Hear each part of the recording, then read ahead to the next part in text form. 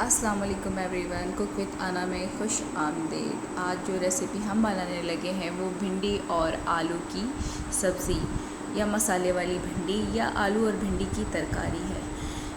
ये जो सब्ज़ी है ये बहुत आसान, बहुत जल्दी और बहुत ही कम वक्तों में तैयार हो जाती है। बनाने में भी आसान, खाने में भी बहुत लजीज और आपकी फैमिली में हर कोई इसे एंजॉय करेगा, चाहे वो छोटे बच्चे हों या कोई बड़ा।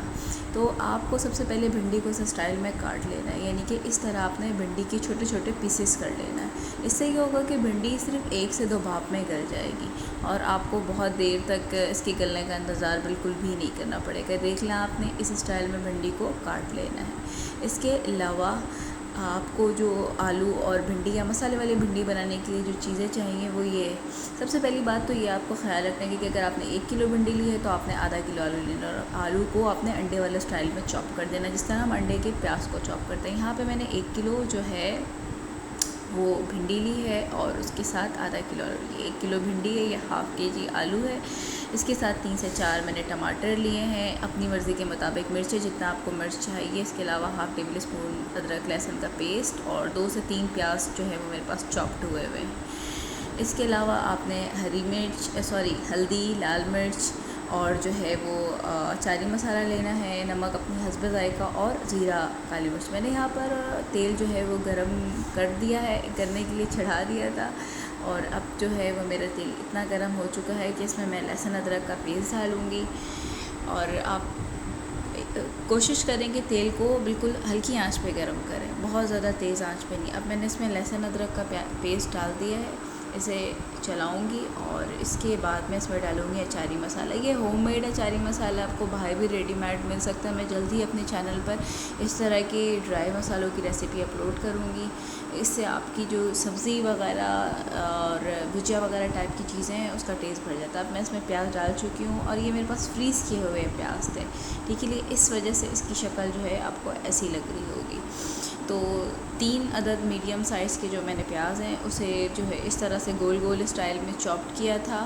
और एक दिन पहले मैं किसी वजह से ज़्यादा एक्सेस में प्याज कट गए तो उससे मैंने डिफ्रीज़ कर दिया था और अब जो वही डिफ्रीज़ किया हुआ प्याज मैं यहाँ पर इस्तेमाल करूँ। आप चाहे तो फ्रेश प्याज काट के जो है वो जो है यहाँ पर फ्राई कर सकते हैं। प्याज फ्राई हो रहा है तब तक मैं आपको एक बात बताऊँ, ये है कि भिंडी में जो है विटामिन सी, विटामिन ई और विटामिन के पाया जाता है। अच्छा, ये विटामिन्स हमारी बॉडी के लिए बहुत ज़रूरी है, ख़ुसूसी तौर पे गर्मी में। इसके अलावा आलू जो है वो विटामिन सी का बहुत ही अहम रिसोर्स है। तो मैं साथ साथ आलू को भी जो है प्याज ब्राउन होने के साथ साथ जो है बॉयल होने के लिए चढ़ा चुकी हूँ। आलू साथ साथ बॉईल हो रहा है, मेरा प्याज ब्राउन हो चुका था। अब मैंने इसमें भिंडी शामिल कर दी है। आपने भिंडी और प्याज को अच्छी तरीके से चलाना है ताकि जो भिंडी है वो तेल में जो है वो हल्की हल्की सी फ्राई हो जाए, ठीक है। अब 2 से 3 मिनट भी मुश्किल लगेंगे, ये भिंडी जो है वो बिल्कुल गल चुकी होगी। यहाँ पर मेरा आलू भी तकरीबन बॉयल होने ही वाला है। तो ये सब्ज़ी बनाने में बहुत आसान और खाने में बहुत ज़्यादा टेस्टी होती है, बहुत कम वक्तों में तैयार हो जाती है। आपने भिंडी को बहुत अच्छी तरीके से चलाना है। अब ये देखिए मेरी भिंडी बहुत हद तक जो है वो नरम हो चुकी है। आपने इतना ओवर कुक नहीं करना है, इससे इसके सारे न्यूट्रिशंस जो हैं वो ख़त्म हो जाते हैं। तो कोशिश करें बहुत हल्का कुक करें, मतलब बहुत ज़्यादा ना गला लें, इतना गलाएं कि आप इसे खा सकें। तो अब मेरा ये जो आलू है वो भी तकरीबन गल चुका है। मैं भिंडी में ये है टमाटर और मिर्ची डालूँगी क्योंकि मुझे ये मसाले वाली भिंडी बनानी है। तो इसलिए आप अगर मसाले वाले नहीं बनाना चाहते हैं तो आप ये टमाटर और मिर्ची टमाटर ना डालें, इससे ग्रेवी नहीं बनेगी। लेकिन इस टमाटर को डालने से ये थोड़ा सा ग्रेवी, थोड़ा सा इसमें मसाले की जो कंसिस्टेंसी है वो ज़्यादा अच्छी आ जाएगी। बस अभी मेरे चूँकि ये जो मैंने भिंडी फ्राई किया था ये लाइट फ्राई हुआ था, अब मैं इस टमाटर के साथ चंद मिनट के लिए इसे छोड़ूंगी ताकि जो है ये अच्छी तरीके से जो है मसाला बन जाए। इसके अलावा मैं इसमें ड्राई इंग्रेडिएंट्स डालूंगी।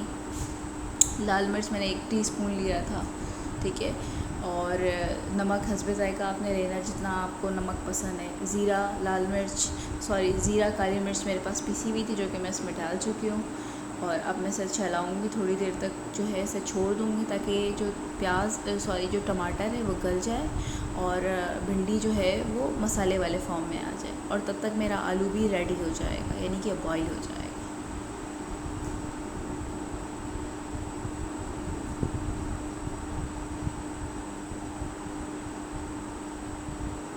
ये देखें आप, ये बिल्कुल।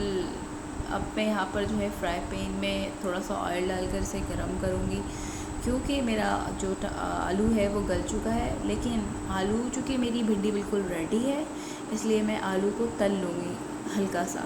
इससे ये होगा कि मैं 1 मिनट से 1.5 मिनट उसको दम पे रखूँगी और मेरी ये सब्ज़ी क्या हो जाएगी, रेडी हो जाएगी। तो आलू को तेल में हल्की हल्की आंच पे जो है वो मैं तल लूँगी।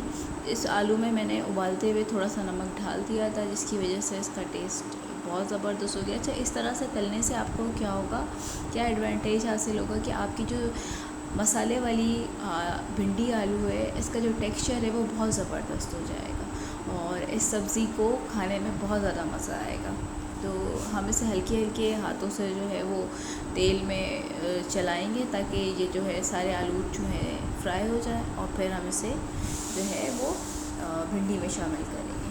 तकरीबन ये सारे आलू मेरे फ्राई हो चुके हैं। अब इसे मैं करने लगी हूँ, इसे एक दफ़ा फिर से भिंडी को चला लूँगी। आप ये देखें, मेरी भिंडी बिल्कुल ऑलमोस्ट गल चुकी है, मतलब पक चुकी है, इतनी ना ज़्यादा गली है।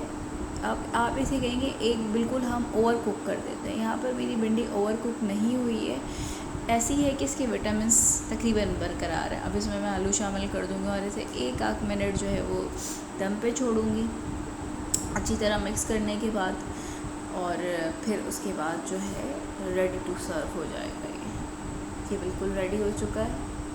आप ये देखें, इसकी शक्ल बिल्कुल रेडी फॉर्म में ही आ चुका। और आप मसाला भी है इसमें, टमाटर की वजह से एक मसाले का टेक्सचर आ रहा है, लेकिन बहुत ज़्यादा मसाला नहीं है। लेकिन आप देख सकते हैं, इसे मैंने पराठे के साथ सर्व किया है। इसकी शक्ल देखें, ये बनाएं, अपने घर वालों को खिलाएं, बहुत ज़्यादा बच्चे भी मज़े से खाते हैं। ये बहुत आसान, टेस्टी और बहुत कम वक्तों में तैयार होने वाली सब्ज़ी है। मेरी नज़र में ये बहुत ही ज़्यादा तेज़ी और जल्दी से बन जाने वाला खाना, बस जो भी वक्त लगता है वो उसकी कटिंग में लगता है। नेक्स्ट रेसिपी तक मुझे, यानी कि ऐना शहज़ाद को इजाज़त दें। मिलते हैं जल्द ही किसी नई रेसिपी में। अल्लाह हाफ़िज़।